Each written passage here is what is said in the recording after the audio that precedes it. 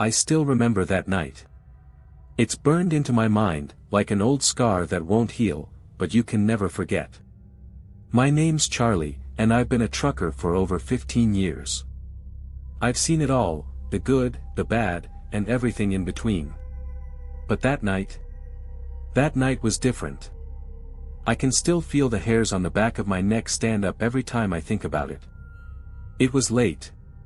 Real late. I was driving through the middle of nowhere, somewhere in the Nevada desert. No lights for miles, just the endless stretch of highway with nothing but the stars above. I was hauling some heavy equipment, just another boring night on the road. The radio was static-filled, the kind of silence that makes your mind wander. I'd pulled over at a small, run-down truck stop around midnight. The place was practically deserted. Just a couple of other rigs parked in the lot, a faint hum of fluorescent lights buzzing above. I went in to grab a coffee, hoping to stay awake for the last stretch of the drive. The woman behind the counter, her name was Ruth, gave me a tired smile but didn't say much. She was used to people like me passing through. But as I sat there, sipping my coffee, something felt off. The air was thick, like there was something in it that didn't belong. I tried to shake it off, told myself I was just tired. But then, the sound of tires on gravel echoed outside, and I looked up to see a car pull in, an old, beat-up sedan. It looked like it had been through hell, but the guy driving it didn't seem much better. He stepped out of the car, his face shadowed by a wide-brimmed hat, his movements slow, deliberate. He didn't make eye contact with me. Didn't speak to Ruth either. He just walked inside, stood at the counter, and ordered a coffee, never saying a word. I don't know why, but my gut told me something was wrong. Maybe it was the way he kept his head down or the fact that his hands were shaking.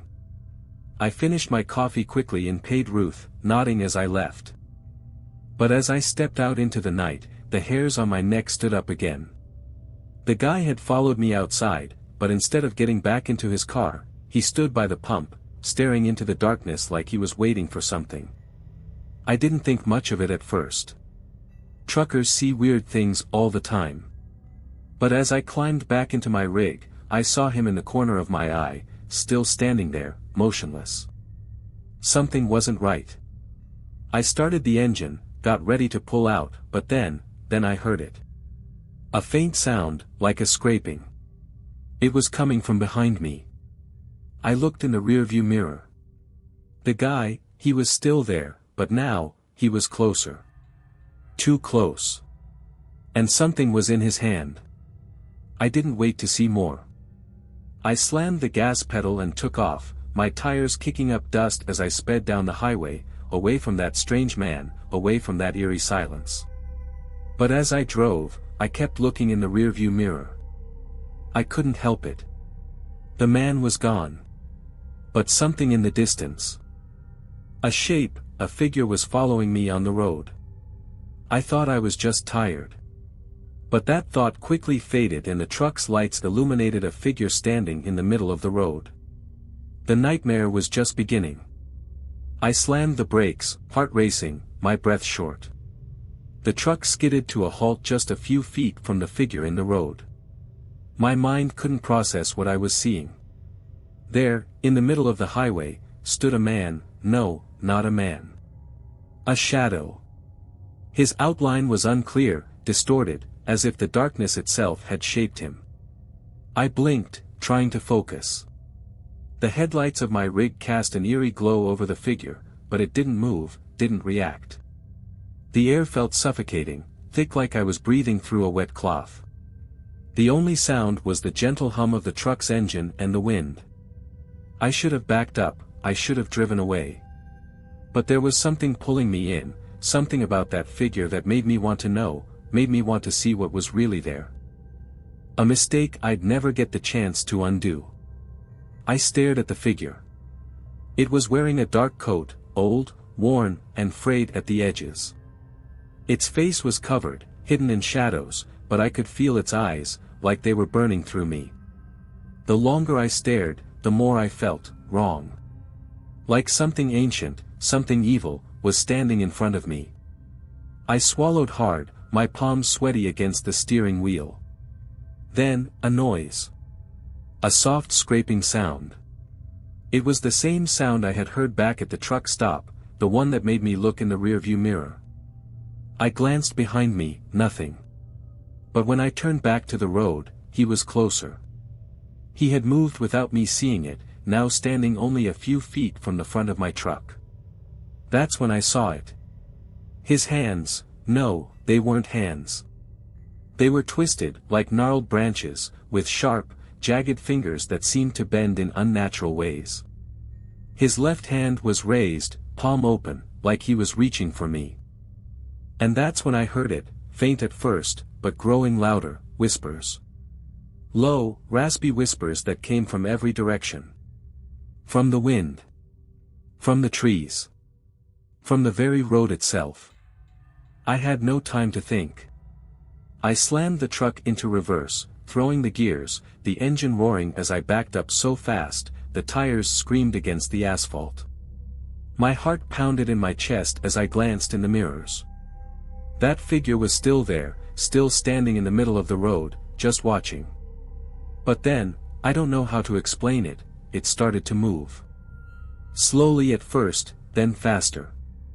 It didn't walk, it glided, like it was floating just above the ground, its twisted fingers reaching out, stretching, growing longer as it came closer. I didn't know what it wanted, but I knew one thing, if I didn't get away now, I'd never get out of there alive. I shifted gears again and floored the gas pedal, my truck tearing down the road, but the figure, it was gaining on me. Every time I glanced at the rearview mirror, it was closer. It wasn't running, it was moving at an unnatural speed, like it was traveling through the air, just inches from the ground, but somehow always just behind me. I could hear its whispers growing louder, more frantic. And the scraping sound, it was closer now. It was coming from inside the truck, from underneath. Something was moving there, something was scratching at the metal, trying to get inside. My hands gripped the wheel so tightly my knuckles turned white. The road stretched on forever, no exits, no lights. Nothing but endless darkness. I couldn't stop, I couldn't slow down, if I did, I knew it would catch me. But there was nowhere to go. Nowhere to hide. And every time I glanced in the mirror, the figure was still there, always just behind me, its face hidden beneath that shadowed hood, its hand reaching, scraping. I don't know how long I drove, minutes, hours. Time lost all meaning. But then I saw something. Up ahead. A light. A truck stop. A place to pull over. Maybe I could make it. Maybe I could get out. I pushed my foot harder on the gas, the engine roaring like a beast, but the figure wasn't letting up. It was getting closer and closer, until I finally reached the truck stop. Tires screeched as I jerked the rig to a halt, jumping out of the cab in a panic. But when I turned around to look, there was nothing. No shadow. No figure. Just the empty road behind me. I stood there, gasping for air, trying to convince myself it was just a bad dream, just my mind playing tricks. But deep down, I knew. It wasn't over. I don't know how long I stood there, staring down the empty road, trying to convince myself it was just fatigue, just a bad dream. But I couldn't shake the feeling. The feeling that something had been watching me, something that I couldn't see but could sense, feel, deep in my bones. I slowly turned back toward the truck stop, trying to focus on the here and now. I was nearly shaking, my mind still reeling from what I'd seen, or thought I'd seen. The neon lights flickered above me, casting a cold, harsh glow over the cracked pavement. The night air felt colder than it had before. I stepped inside the diner, trying to calm my nerves. The place was still as empty as before. Ruth was behind the counter, her head down, scribbling something in a notebook. She didn't look up when I entered, didn't even acknowledge me. I took a seat at the counter, trying to act casual, trying to act like everything was normal. But my hands were shaking too much to hide it. Coffee? Ruth asked, her voice thick with exhaustion. Yeah, please, I said, my voice barely a whisper. I wasn't sure if I even wanted coffee. I just needed something to keep me awake. As she poured it, I noticed something strange. The room had fallen silent, too silent. The usual hum of the fridge, the faint clinking of dishes, the buzz of the overhead lights, everything was gone. And then, out of nowhere, I heard it. A faint knock on the door. I glanced over. Through the glass, I could see a figure standing outside. The same damn figure. I froze. My heart skipped a beat. My stomach twisted into a knot. The man, or whatever it was standing in the same spot I had seen him earlier, his back turned toward the door, facing the highway.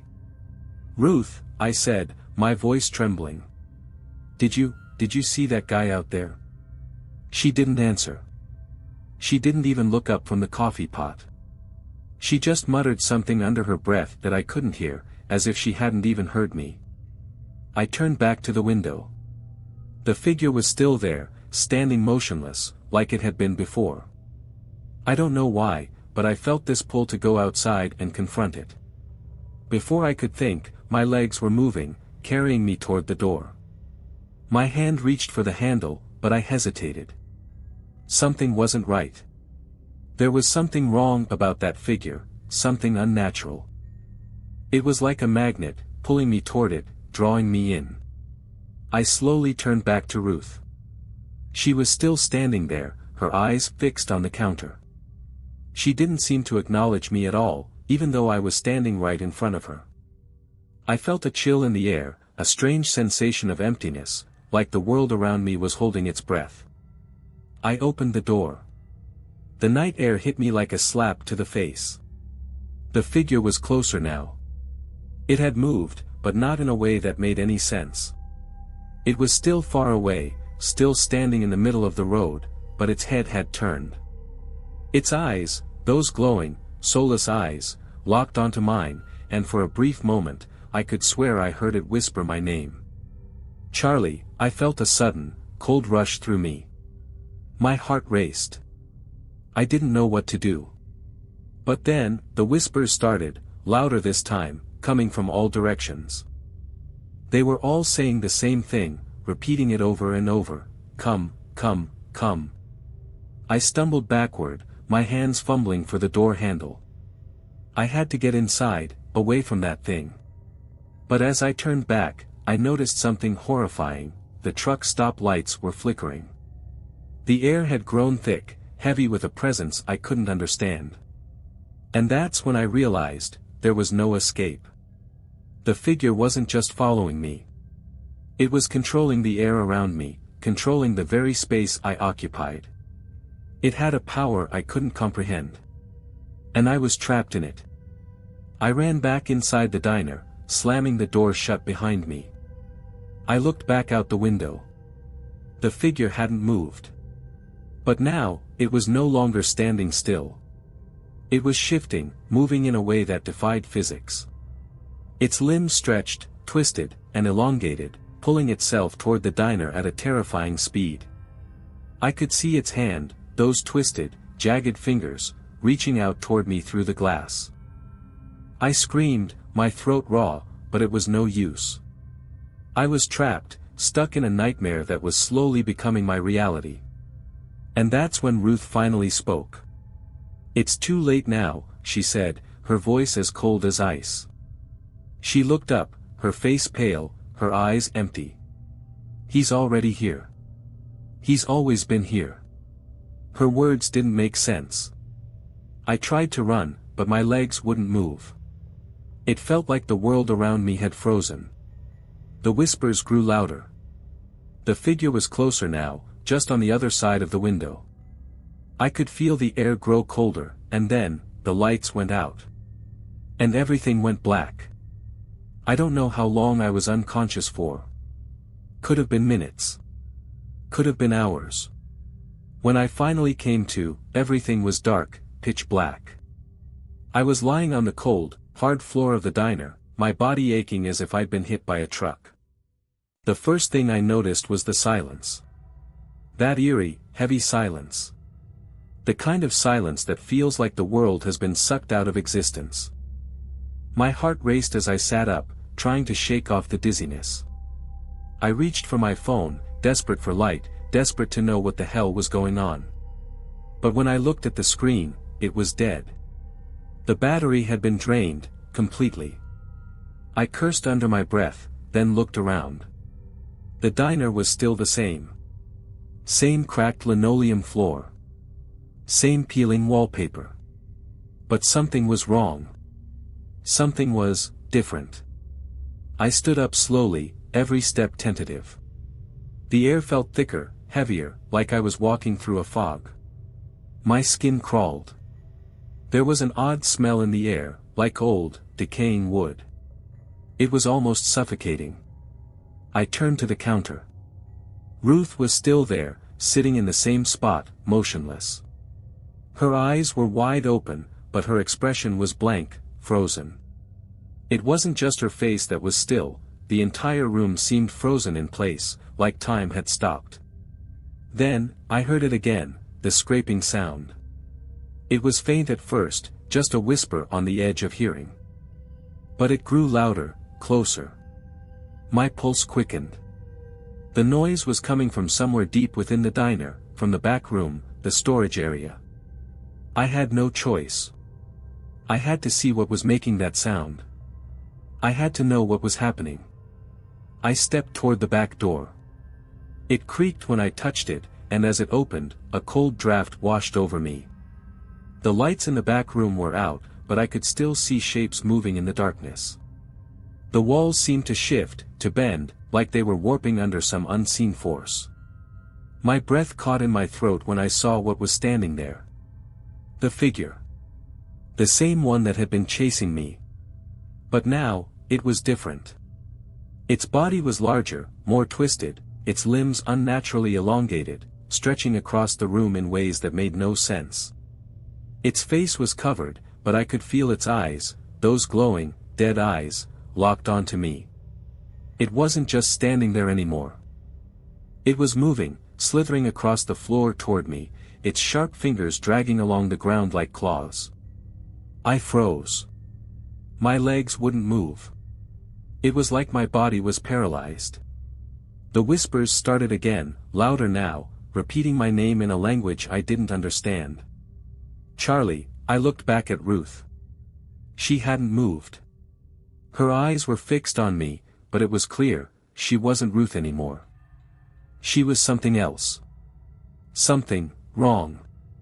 I turned back to the figure, my pulse thundering in my ears, but I knew deep down I couldn't escape. The diner wasn't just some old building in the middle of nowhere anymore. It had become part of this thing, this nightmare that was swallowing me whole. The figure stopped in front of me, its hand reaching out slowly, like it was savoring the moment. The whispers were deafening now, so loud I couldn't think straight. And then it spoke. It wasn't a voice. It was more like a presence, a force that filled the entire room. I could hear it in my mind, feel it scraping against my thoughts, like nails on a chalkboard. You shouldn't have come back, Charlie, it said. You were supposed to stay away. But now you're part of it. Part of us. My heart dropped into my stomach. I couldn't breathe. The words didn't make sense, but I understood them. I understood that whatever this thing was, it had been waiting for me. It had been waiting for years. I didn't know what it meant, but I knew one thing. It wasn't just some man in the road. It was something ancient, something that had always been there, pulling in souls, one by one. I tried to run, but my legs didn't work. My body was frozen, trapped in place. The figure's fingers brushed my skin, cold as death. It didn't hurt, but it felt wrong. Like it was draining me, taking something from me that I could never get back. And then, as if by some dark force, the world around me started to shift. The diner, the walls, everything began to warp and twist, like reality itself was being torn apart. It was as if I was being pulled into another dimension, into a place where time didn't exist, where there was no escape. The last thing I saw before everything went black was Ruth's face, no longer human, no longer a person at all. Just a hollow shell of a thing, grinning, its eyes burning with an empty void. And I knew, with terrifying certainty, that I was never getting out of here. That this was where I belonged now. When I opened my eyes again, I wasn't in the diner anymore. At first, I thought I was still dreaming, trapped in some twisted nightmare. But the cold, hard truth hit me when I tried to move. My body wasn't my own anymore. I was lying on a road, the pavement rough against my skin. The air was thick and dry, and the smell of burning oil and dust lingered in the air. It felt like I was on the highway again, the same highway I had been driving on before everything changed. I tried to sit up, but my limbs felt heavy, like they were weighted down with lead. I groaned, pushing myself up on shaky arms, but when I looked around, my breath caught in my throat. There was no sky. No stars. No moon. Just an endless stretch of highway, stretching on forever in both directions. The road curved into darkness, disappearing into the void. There were no signs, no lights, no trees, just an endless, black abyss around me. I staggered to my feet, panic rising in my chest. This wasn't real. This couldn't be real. My mind spun, trying to make sense of what had happened, what was happening. The last thing I remembered was the figure, the whispers, Ruth's face, twisted and hollow. And now, here I was, standing on an empty road in the middle of nowhere, alone in the dark. But I wasn't alone. Not really. I heard it before I saw it. The faint hum of an engine. Tires rolling over asphalt, growing louder, closer, like something was approaching. I turned around, my pulse quickening. The truck. My rig. It appeared from the darkness, headlights blinding, like a phantom emerging from the void. It was my truck, the same one I'd been driving before, but it looked different. Twisted. The metal was rusted, the paint peeling, and the wheels spun in unnatural ways, screeching as if they were fighting against something inside them. It pulled up next to me, the engine idling, and the door swung open. I didn't want to get in. I knew deep down that if I did, I'd be sealed in this hell forever. But something inside me, something primal, something terrified, urged me forward. The door was open. The truck was waiting. And there, sitting behind the wheel, was the figure. It was no longer just a man. It had taken on something else, something more, something worse. Its face was covered with that shadowy, shifting hood, but I could feel its eyes, burning through me. The figure didn't say anything. Didn't need to. It was in my mind, deep in my soul, pressing in on every thought I had. Get in, it whispered, but it wasn't with its mouth. The voice came from everywhere, echoing through my skull. I didn't move. I couldn't move. The truck's engine growled louder, almost like it was angry, like it was hungry. The whispers picked up again, swirling around me, inside me. They were the same ones I had heard before, in the diner, in the dark. My name. Repeated over and over. Charlie. Charlie. Charlie, it wasn't the figure speaking anymore. It was the road. It was the air. It was the darkness itself. I could hear the whispers so clearly now. I could feel them crawling under my skin. The figure's hand reached toward me from the driver's seat, its fingers elongated and twisting unnaturally, like they were made from something that shouldn't exist. It wasn't offering help. It was commanding me. Get in, it said again, louder now, more forceful. I knew if I got in, I'd be trapped for good. I'd never leave this endless road. But what choice did I have? There was nowhere else to go. The road stretched on, unending, a black pit that swallowed everything around it. I closed my eyes, knowing that if I opened them again, there would be no turning back. I stepped into the truck. The moment I did, everything changed. The air grew colder, heavier.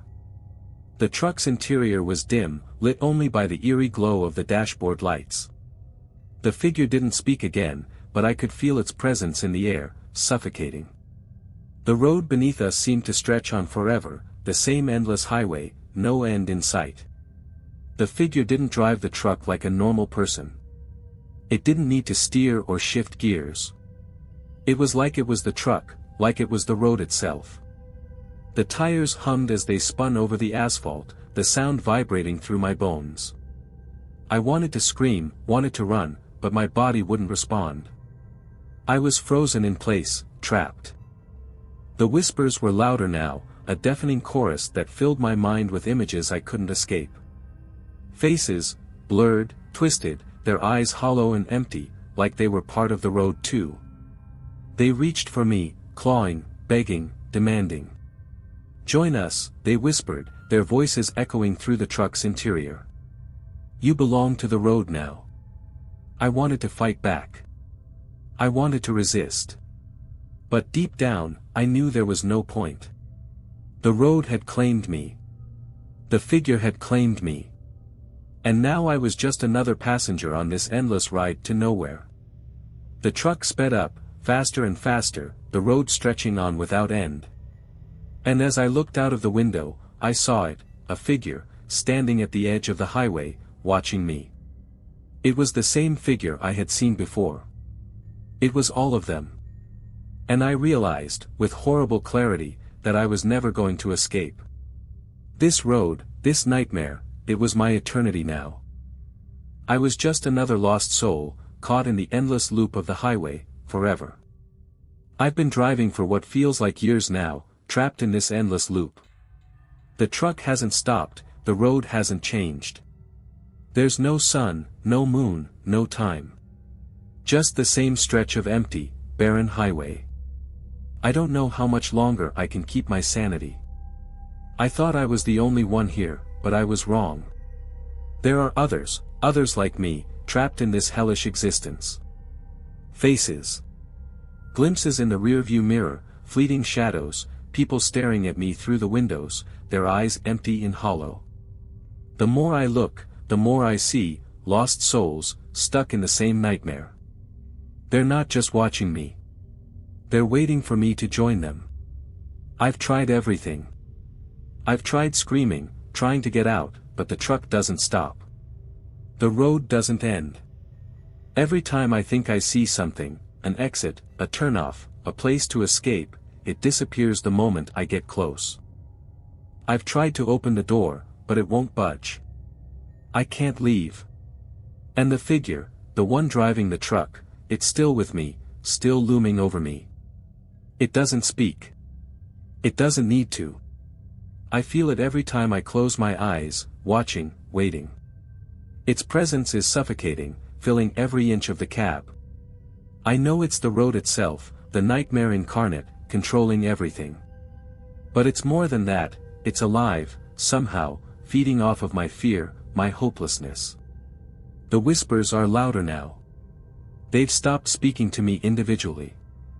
Now, they're all together, swirling around me, echoing inside my skull.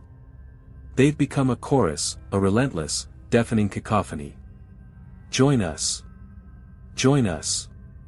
Join us, the words keep repeating. They've started to feel like my own thoughts, like the road is inside my head, rewriting everything I am. It's becoming harder to think clearly. I forget what day it is, what time it is, what I am. All I know is that I'm trapped in this nightmare, and there's no way out. I've tried to talk to the others, the faces in the rearview mirror, the ones I catch glimpses of as I speed down the road. But they don't respond. They just stare at me, their eyes wide and vacant, their faces frozen in terror. They're all as trapped as I am, just passengers on this eternal ride. I've come to realize that we're all part of it now. Part of the road.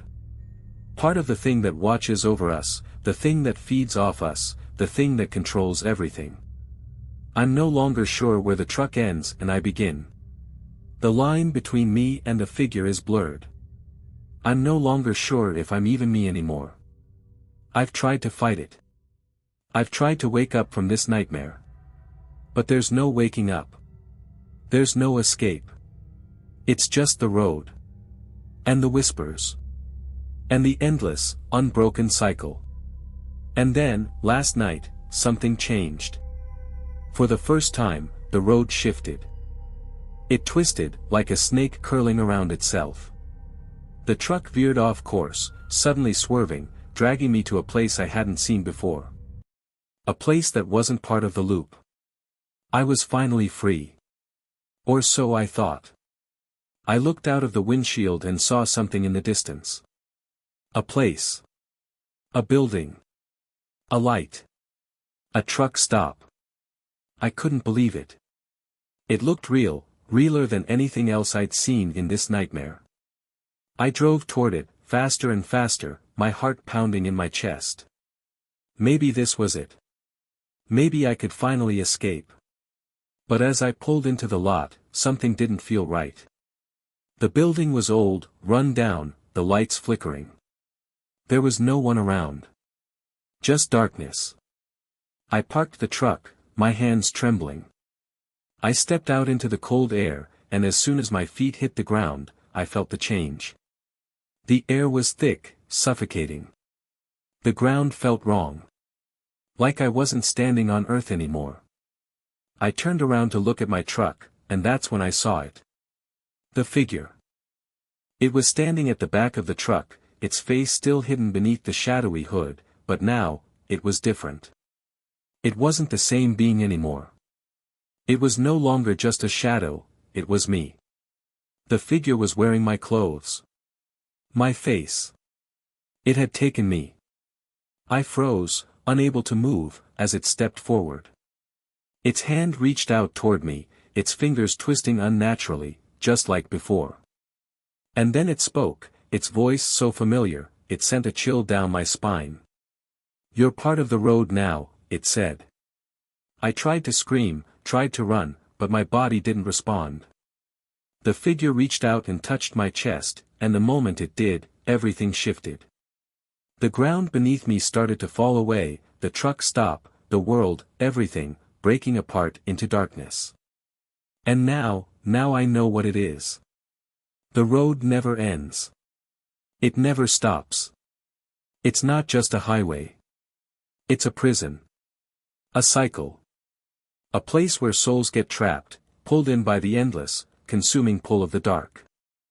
We're all passengers, waiting for our turn to become part of it, to join the road. And I'm one of them now.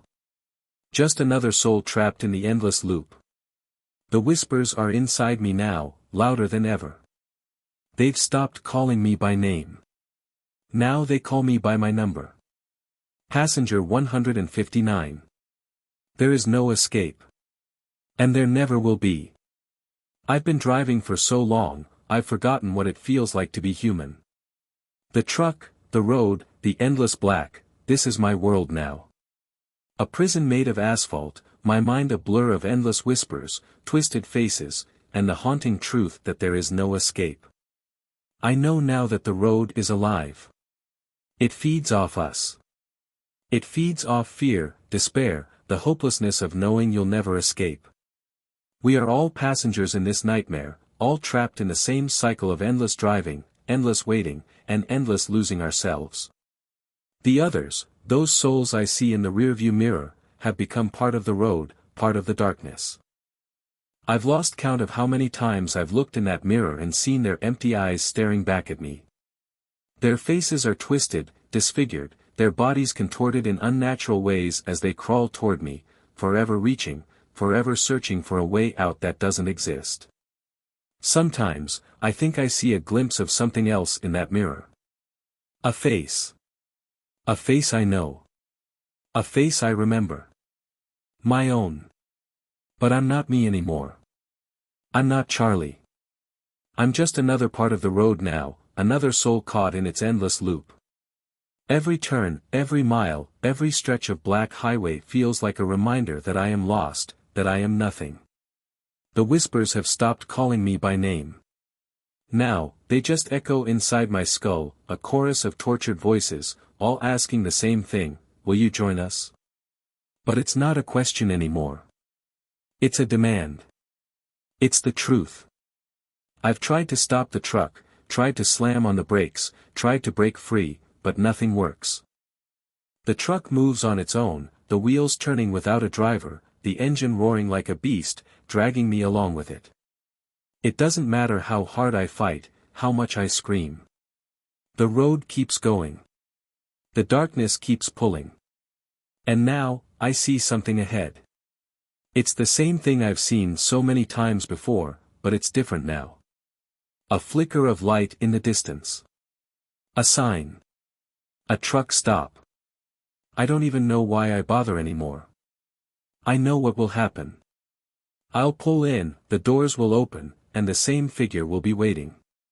It always is. Always watching. Always waiting. I know what it wants. It wants me to join. I pull in, my hands gripping the wheel, my breath coming in shallow gasps. I don't want to get out. I don't want to step into the darkness. But I can't stop myself. The truck stops, the door swings open, and I step out onto the cracked asphalt. The truck stop is empty. No people. No sounds. Just the same cold, eerie silence. And then, I see it. The figure. It's standing there, in front of the building, waiting for me. But this time, it's not just a figure. It's me. The same face. The same clothes. The same haunted eyes. It's me, but it's not. It's what I've become. What we all become in the end. I step forward, knowing what's coming, but I can't stop myself. I'm already lost. The figure reaches out, its fingers twisting, and as it touches me, the world around me shifts. The lights flicker, the ground trembles, and the road stretches on forever. I feel my body dissolve into the air, into the darkness, into the road itself. I am no longer Charlie. I am the road. I am the figure. I am the endless night. And I will never escape.